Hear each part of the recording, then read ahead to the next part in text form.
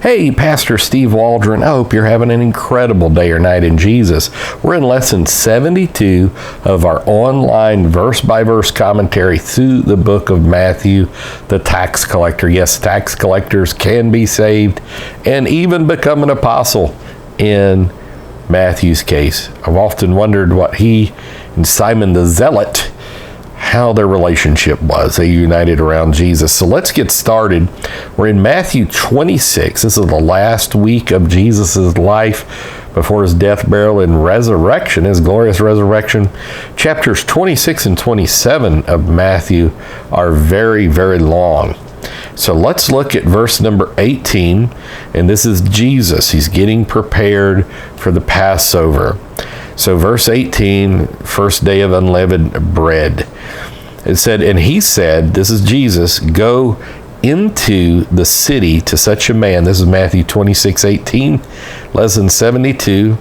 And say unto him, the master saith, my time is at hand. I will keep the Passover at thy house with my disciples. And verse 19, and the disciples did as Jesus had appointed them, and they made ready the Passover. This is just something Jesus supernaturally knew. So some people would say Jesus is so popular. There may be some kernel of truth in that, but Jesus just knew there was going to be a guy there. So verse 20, now when the even or the evening was come, he sat down with the 12. Now, when you go comparison verses, I may do a commentary on a harmony of the Gospels sometimes, like Baker's wonderful harmony of the Gospels. You'll notice there might have been some other people there, but only the 12 were sitting, like the famous Last Supper painting. Is that Da Vinci? Somebody. Sat down with the 12, and as they did eat, I did want to mention, by the way, that in LaGrange, Georgia, if they still have it, there's a biblical history museum, and you can go do like a biblical time of Jesus Seder, and it's so wonderful. Verse 21, and as they did eat, he said, verily or truly I say unto you, that one of you shall betray me. So kind of the authorities, everything's closing in on Jesus. And they were exceeding sorrowful, and began every one of them to say unto him, Lord, is it I?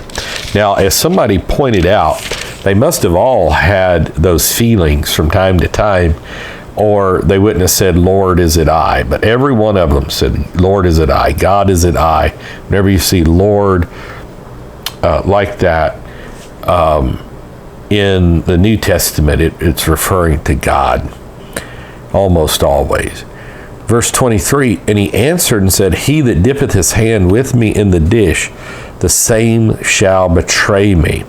Now you'll notice right before this, Judas had covenanted with the chief priest to betray Jesus for the price of a slave. The Son of Man, this is one of the many times in the Bible, Jesus, and in the Old Testament, God, Jesus, God in flesh, would talk kind of in the second person. And those that know Sumerian and Mesopotamian say that was, I've read that in the scholarly journals, that was kind of something people did in those days. The Son of Man goeth as it is written of him. Notice he's claiming he is in the Old Testament. This is over and over in the Gospels. Jesus said that, the entire law, prophets, Psalms speak of him. And it's not like Peter N says he doesn't find an Old Testament verse about Jesus and all this. But woe unto that man by whom the Son of Man is betrayed. Now, Son of Man is contrasted with Son of God. It's like Son of Man, the representation of man. Like he is the sacrifice. He's the second, the last Adam. It's dealing with his humanity. The Son of Man is betrayed. It had been good for that man if he had not been born. Boy, that's right. Then Judas, which betrayed him, remember he had a couple disciples named Judas, answered and said, Master, is it I? He said unto him, Thou hast said. You said it. Because he went to the chief priest. You've already said that it's you. Verse 26, and as they were eating, Jesus took bread. This is where we get communion from, and blessed it and brake it and gave it to the disciples and said, "Take, eat, this is my body." Now, of course, you go back to John 6. John 6 doesn't seem to be talking so much about the Last Supper as following correct doctrine. And I've done videos outlining that verse by verse. Verse 27, he took the cup and gave thanks and gave it to them, saying, "Drink ye all of it." And this is the reason there's some Christian traditions that they all drink of the same cup or chalice. "For this is my blood of the New Testament." Now notice, according to Leviticus 17:11, life of the flesh is in the blood. You can't drink blood. You can't eat blood. You have kosher laws. This extends on into Acts 15 in the New Testament era. "This is my blood of the New Testament, which is shed for many for the remission of sins." So blood, we know remission of sins, water baptism, Acts 2:38. Acts 3:19 talks about this as well, that the culmination is water and spirit with the blood, which is shed for many for the remission of sin. So when is the blood applied? Well, at the new birth experience, and then it keeps being applied as we live for God, according to 1 John 1:7. If we walk in the light as he's in the light, we have fellowship one with another, and the blood of Jesus Christ, his Son, cleanses us from all unrighteousness.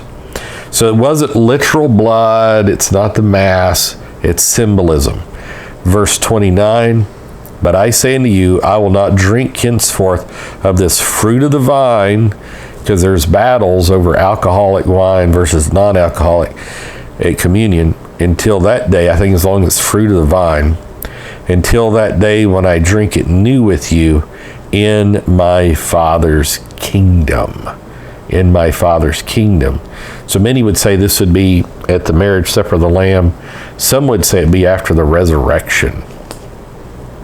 So we're going to stop right there and pick up this dramatic Jesus going towards dying for the sins of all of humanity. Absolutely amazing. So God bless you. Check out our other videos. We'll see you later. Join us daily. Bye-bye.